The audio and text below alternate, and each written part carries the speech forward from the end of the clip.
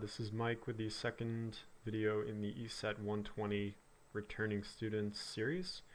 In this one, what I want to do is just introduce the concept of equivalent circuits.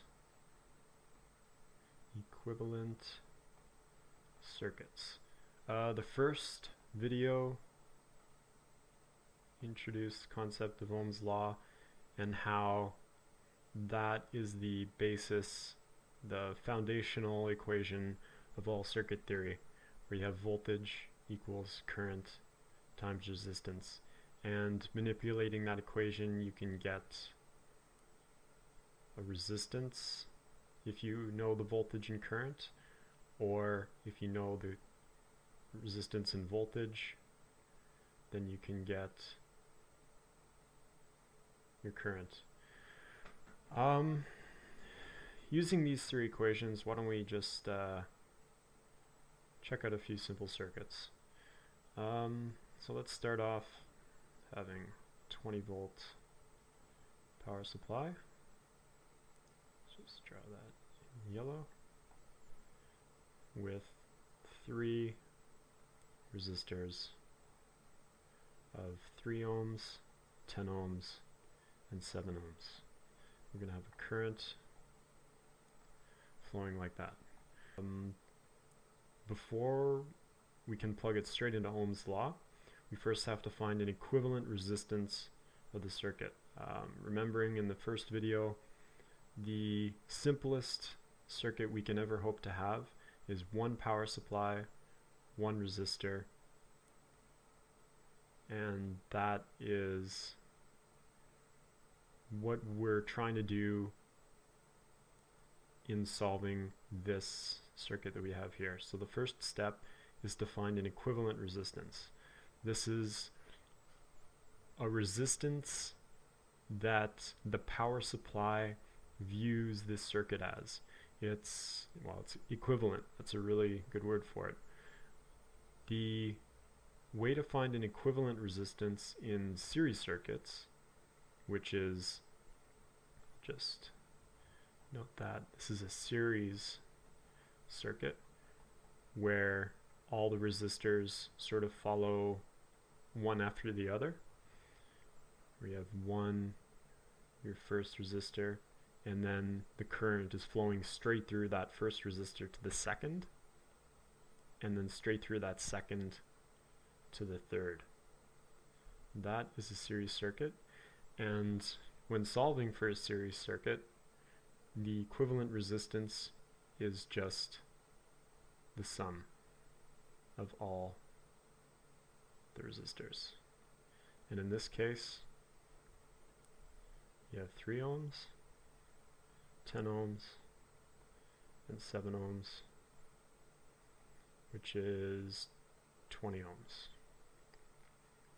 And we know we have a voltage, we now have a new resistance, so we can solve for current. 20 volts over 20 ohms equals 1 amp. And from those 3 numbers that we have now, we have a current, we have an equivalent resistance, and we have a voltage. We can draw an equivalent circuit, meaning a circuit which behaves exactly as the first one does. It's just simplified in order to make things easier to both understand and also to build. So here we have 20 ohms as our equivalent resistance, and then finally a current of 1 amp flowing around the circuit. So this is our equivalent circuit. And what is it equivalent to? It's equivalent to this circuit here. Doing a parallel equivalent circuit, it's a little different, but fundamentally the same thing. So let's just take this as our parallel circuit, 10 and 10, with current flowing through there and also flowing through the second branch. As you'll remember from first semester, to find an equivalent resistance of two resistors in parallel, we can use the parallel resistor shortcut, which is R equivalent equals R1 times R2 over R1 plus R2. And in this case, it's 100 over 20, which is 5, not 50, 5 ohms. Redrawing that circuit as our simplest possible equivalent gives us that. And when in this case we would have to solve currents individually and it would get a little messy, this makes it nice and easy. This is the current from the power supply, and solving for that current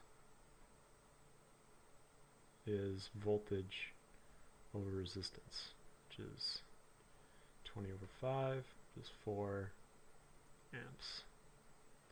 So I would just draw that as 4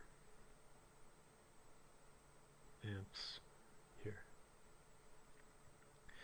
So that's pretty much what I wanted to cover in this second video, was reintroducing the concept of equivalent circuits, both in series and in parallel, and also using the parallel resistor shortcut to find the equivalent resistance of two resistors in parallel.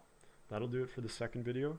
Stay tuned for the third, which will be Kirchhoff's voltage law in both series and parallel, and working a bit with that.